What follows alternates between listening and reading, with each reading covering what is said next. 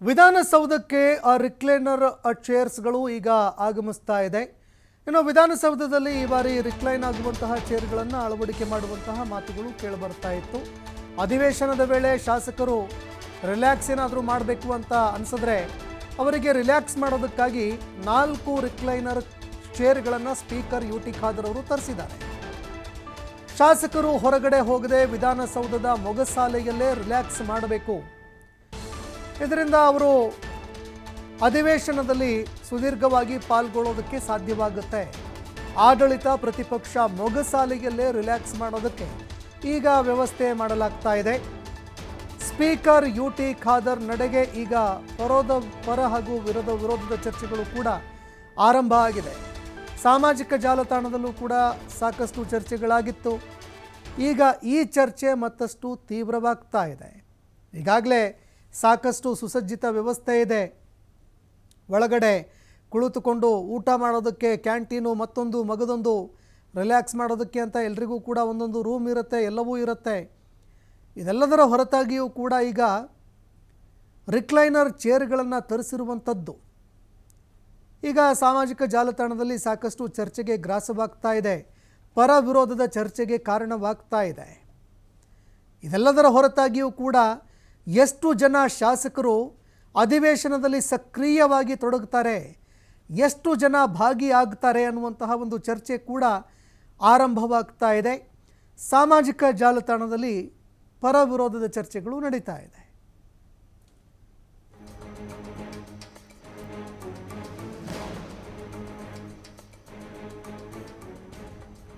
ಇನ್ನು ಶಾಸಕರು ರಿಲ್ಯಾಕ್ಸ್ ಮಾಡೋದಕ್ಕೆ ಅಂತ ಹೊರಗಡೆ ಹೋಗ್ತಾರೆ.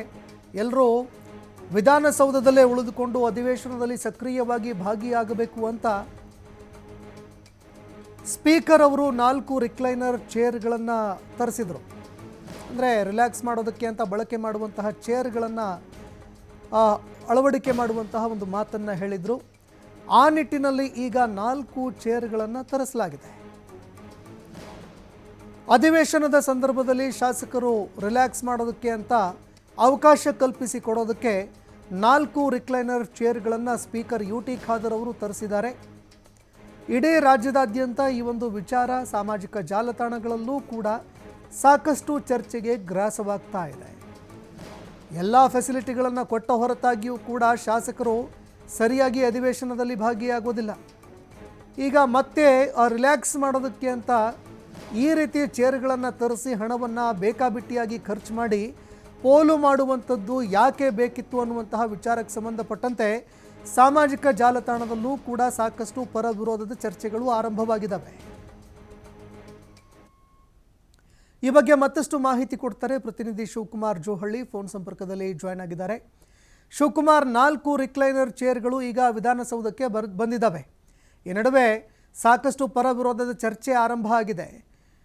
ಏನೆಲ್ಲ ಚರ್ಚೆಗಳಾಗ್ತಾ ಇದೆ ಈ ವಿಚಾರಕ್ಕೆ ಸಂಬಂಧಪಟ್ಟಂತೆ, ಈ ಬಗ್ಗೆ ಮತ್ತಷ್ಟು ಮಾಹಿತಿ ಕೊಡೋದಾದ್ರೆ? ಸಂತೋಷ್, ಸ್ಪೀಕರ್ ಯುಟಿ ಖಾದರ್ ಅವರು ಶಾಸಕರು ಈಗೇನು ಪ್ರಸಕ್ತ ಅಧಿವೇಶನ ಪ್ರಾರಂಭವಾಗಿದೆ, ಸದನದಲ್ಲಿ ಶಾಸಕರ ಹಾಜರಾತಿ ಇರಬೇಕು.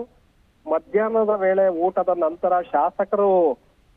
ಶಾಸಕರ ಭವನಕ್ಕೆ ತೆರಳಿದ ನಂತರ ಯಾರು ಕೂಡ ಸದನಕ್ಕೆ ಹಾಜರಾಗ್ತಾ ಇರಲಿಲ್ಲ. ಬಹುತೇಕವಾಗಿ ಕಡಿತ ಆಗ್ತಾ ಇತ್ತು. ಆ ಕಾರಣಕ್ಕೆ ಶಾಸಕರಿಗೆ ಇಲ್ಲಿಯೇ ಸ್ವಲ್ಪ ವಿರಾಮವನ್ನ ತೆಗೆದುಕೊಳ್ಳೋದಕ್ಕೆ ಅವಕಾಶವನ್ನ ಮಾಡಿಕೊಟ್ಟಿದ್ದೆ. ಆದ್ರೆ ಸದನದಲ್ಲಿ ಅವರ ಹಾಜರಾತಿ ಹೆಚ್ಚಾಗತ್ತೆ, ಜೊತೆಗೆ ಚರ್ಚೆಯಲ್ಲೂ ಕೂಡ ಭಾಗವಹಿಸ್ತಾರೆ ಅನ್ನುವಂತ ಕಾರಣಕ್ಕೆ ಕಳೆದ ವಿಧಾನಸಭೆ ಅಧಿವೇಶನದಲ್ಲೇ ಬೆಳಗಾವಿಯಲ್ಲೇ ಈ ವಿರಾಮವನ್ನ ತೆಗೆದುಕೊಳ್ಳೋದಕ್ಕೆ ರಿಕ್ಲೈನರ್ ಚೇರ್ಗಳನ್ನ ತರಿಸಿದ್ರು.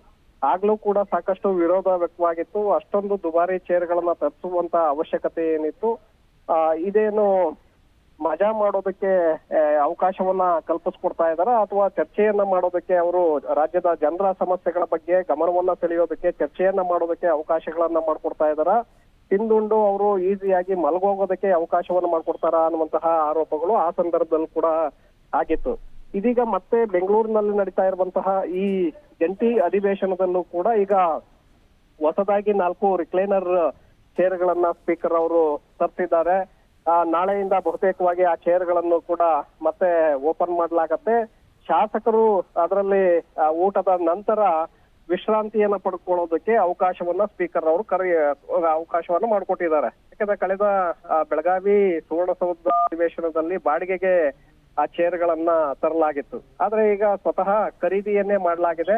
ಸುಮಾರು 25 ಚೇರ್ಗಳನ್ನ ಹಂತ ಹಂತವಾಗಿ ಖರೀದಿಯನ್ನ ಮಾಡ್ಲಾಗತ್ತೆ ಅನ್ನುವಂತ ಮಾಹಿತಿಗಳು ಕೂಡ ಇದೆ.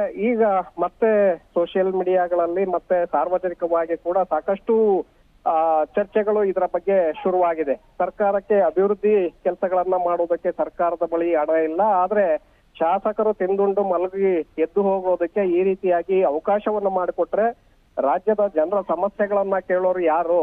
ಸದನದಲ್ಲಿ ಅವರು ಚರ್ಚೆಯನ್ನ ಮಾಡೋದಕ್ಕೆ ಬರ್ತಾರ, ಜನರ ಸಮಸ್ಯೆಗಳನ್ನ ಸರ್ಕಾರದ ಗಮನ ಸೆಳೆಯೋದಕ್ಕೆ ಬರ್ತಾ ಇದಾರ, ಅಥವಾ ಮಲಗೋಗೋದಕ್ಕೆ ಅವರು ಬರ್ತಾ ಇದಾರ ಅನ್ನುವಂತಹ ಆರೋಪಗಳು ಈಗಾಗಲೇ ಶುರುವಾಗಿದೆ.